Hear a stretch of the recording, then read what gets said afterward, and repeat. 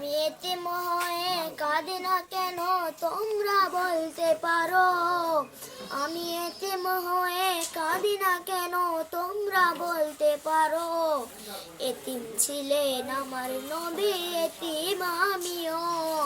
এতিম ছিলেন আমার নবী, এতিম আমিও। নেই বাবা মায় আমার, নেই যে বাড়ি ঘর। নেই বাবা মায় আমার, নেই যে বাড়ি ঘর।